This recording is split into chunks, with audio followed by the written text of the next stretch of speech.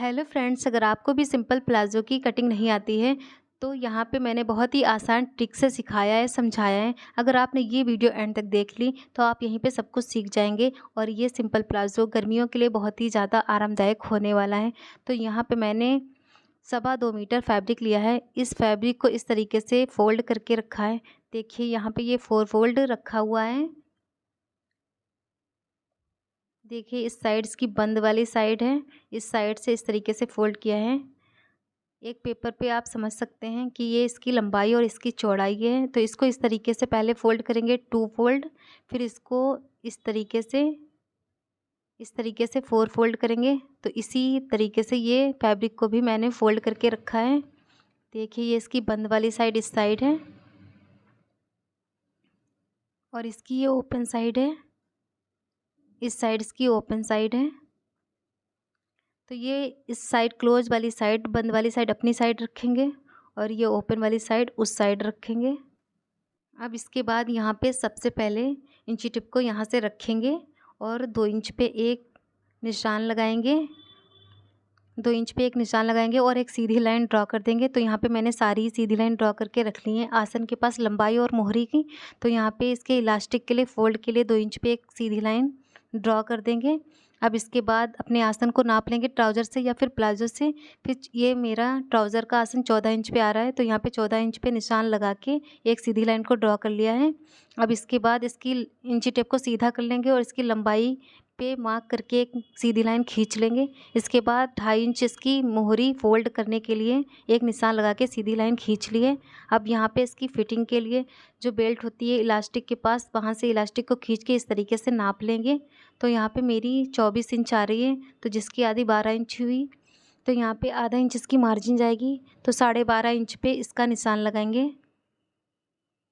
तो यहाँ पे इंची टेप को 12.5 इंच से मिलाएंगे और यहाँ से रख के 12.5 इंच पे एक निशान लगाएंगे। अब यहाँ पे भी हिप पे भी यहाँ पे भी 12.5 इंच पे ही एक निशान लगाएंगे। अब ये दोनों ही मार्क को सीधा मिला लेंगे सीधी लाइन से इस तरीके से।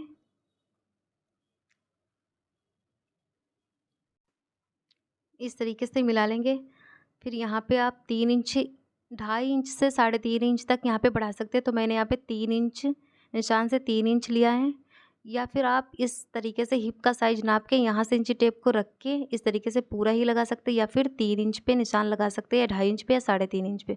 तो मैंने 3 इंच पे लगाया, तो इस साइड भी 3 इंच पे लगाएंगे। अब यहाँ कॉर्नर से इंची टेप को रख के 1.5 इंच पे लगाएं। तो यहाँ पे इसकी गोलाई देने के लिए तो यहाँ पे 1.5 इंच पे एक निशान लगाएंगे कॉर्नर से इंची टेप को रख के। तो यहाँ पे हल्का सा इसका शेप, गोलाई में शेप देंगे जैसे कि बैक आर्म होल होता है। यहाँ से इस तरीके से इसका शेप देंगे जैसे बैक आर्म होल होता है। देखिए यहाँ पे इसका आसन का निशान लग गया है। अब यहाँ पे इसकी मोहरी 10 इंच रखना है, तो इसमें 1 इंच मार्जिन ऐड करेंगे।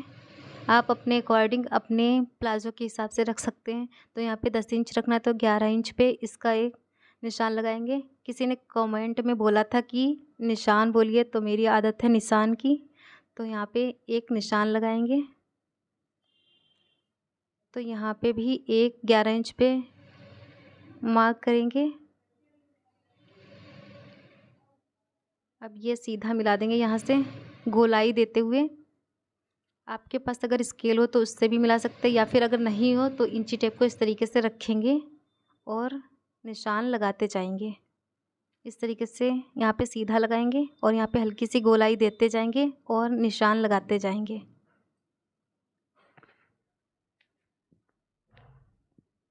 निशान डिफ़िकल्ट होता है।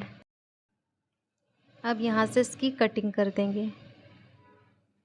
ये इलास्टिक के लिए 2 इंच रखना ही है आपको, और ये 2.5 इंच मोहरी फोल्ड के लिए भी आपको ये रखना ही है, आपका साइज़ चाहे जितना भी हो। और बाकी साइज़ आप अपने ट्राउज़र प्लाज़ो के हिसाब से रखेंगे। तो यहाँ से इसकी कटिंग करेंगे। अगर आपको ज़्यादा फ़ोल्ड करना है तो फिर 3 इंच पे भी फ़ोल्ड कर सकते हैं, या फिर कम करना तो 1.5 इंच पे। तो यहाँ पे इसकी कटिंग हो चुकी है।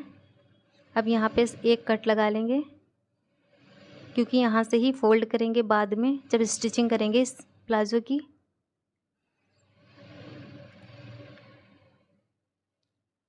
अब यहाँ पे इसकी मियानी कट करेंगे।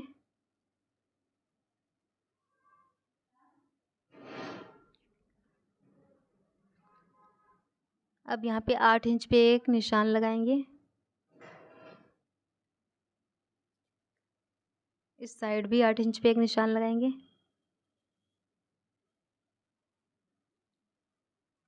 यहाँ से मिला देंगे। अब इसको कट कर लेंगे। तो ये थोड़ी चौड़ी लग रही है, इसको थोड़ा सा कम कर लेंगे। इस साइड से भी कट कर देंगे। तो ये मियानी कट हो चुकी है। अब इसके बाद जिसकी इलास्टिक फ्रंट साइड में ऊपर की साइड चढ़ती है तो उसके लिए ये तो 1 इंच पे एक निशान लगाएंगे यहाँ पे।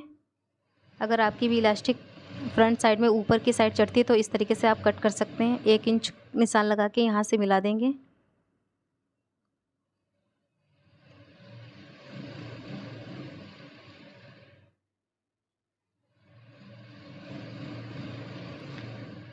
बैक वाली साइड उतना ही रहेगा, फ्रंट साइड का कट करना है। यहाँ से पकड़ेंगे और हल्का सा तिरछा करते हुए 1 इंच पे आगे की साइड तक काट देंगे। तो ये फ्रंट साइड रही और दूसरी बैक साइड।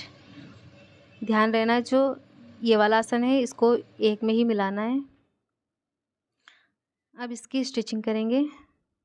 एक पार्ट हटा देंगे। अब यहाँ पे एक पार्ट को ले लेंगे, उसके दोनों ही साइड में मियानी लगाना है एक ही पार्ट के। इस तरीके से मियानी को पकड़ेंगे और यहाँ पे इस तरीके से मिलाएंगे। इस थोड़ा सा कोना निकाल देंगे मियानी का, तो ये बहुत सही से फिट आ जाएगी। और इस तरीके से मिलाते जाएंगे और मियानी को अटैच कर देंगे। यहाँ से सेम तरीके से इस साइड भी मियानी को अटैच करना है। अगर आपको सिंपल तरीके से कटिंग एंड स्टिचिंग सीखना है तो इस चैनल को सब्सक्राइब ज़रूर कर लें। देखिए यहाँ पे मियानी अटैच हो चुकी है। अब यहाँ पे दूसरे पार्ट को भी यहाँ पे रख के अटैच करना है।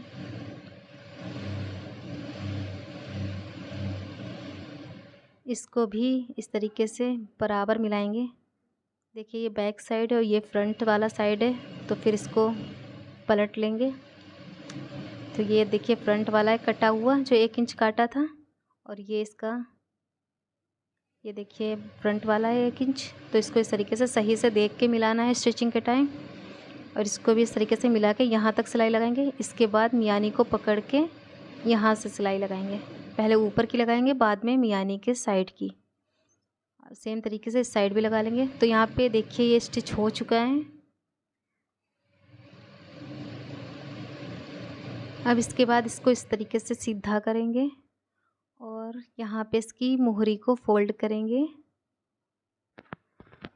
तो यहाँ पे जो कट लगाए थे मोहरी के पास, इसको यहीं से फोल्ड करेंगे तो ये बिल्कुल भी इधर उधर नहीं जाएगा। यहाँ से इसको आधा इंच पकड़ के अंदर की साइड फोल्ड करेंगे।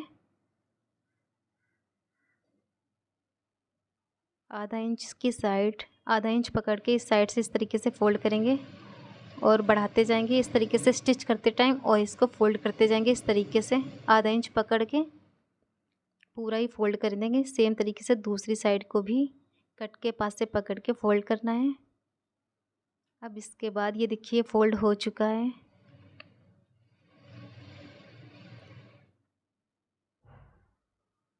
ये दूसरी मोहरी भी फोल्ड हो चुकी है। अब इसके बाद या तो आप इलास्टिक पहले डालें या फिर साइड की सिलाई लगा लें। तो यहाँ पे इसको बराबर से मिलाएंगे और यहाँ मियानी के पास से भी बराबर से मिलाएंगे। अब यहाँ से पकड़ के ये सिलाई लगा लेंगे 1 इंच से। इस साइड भी मियानी को बराबर से मिलाएंगे और नीचे से बराबर से मिला के इसकी सिलाई लगा लेंगे। अब इसके बाद इसको सीधा कर लेंगे। अपने साइज की इलास्टिक को लेके यहाँ पे गोल सिलाई लगा लेनी है। गोल में इलास्टिक को डालने के लिए प्लाज़ो को सीधा ही करना होगा। सीधा करके सही से इलास्टिक पड़ जाती है। तो यहाँ से इस तरीके से इलास्टिक को रखेंगे और इस तरीके से आधा इंच फोल्ड करेंगे। आप चाहें तो आधा इंच पे पूरे में ही सिलाई लगा सकते हैं, उसके बाद फोल्ड करें। इलास्टिक को इस साइड रखना है और इस तरीके से आधा इंच फोल्ड करते जाएंगे और बढ़ाते जाएंगे कपड़े को इस तरीके से इलास्टिक पे और पूरे में लगा लेंगे। तो यहाँ पे देखिए ये प्लाज़ो स्टिच हो चुका है, बहुत ही फिनिशिंग के साथ स्टिच हो चुका है ये देखिए। और इसकी इलास्टिक के ऊपर भी सिलाई लगा ली। इसको इलास्टिक को इस तरीके से खींच के ऊपर की साइड भी सिलाई लगा लेनी है, क्योंकि इलास्टिक इधर उधर हटेगी नहीं है। अगर आपको सिलाई नहीं आती है, थोड़ी आती है या फिर बिल्कुल भी नहीं आती है, तो इस चैनल पे बहुत ही आसान और इजी ट्रिक से सबको सिखाया है, बताया है कटिंग कैसे करें और स्टिचिंग कैसे करें। और कटिंग बहुत ही ज़्यादा आसान तरीके से बताई है। तो अगर आप सीखना चाहते हैं तो चैनल को सब्सक्राइब करके ज़रूर रख लें। अगर वीडियो पसंद आई हो तो वीडियो को लाइक ज़रूर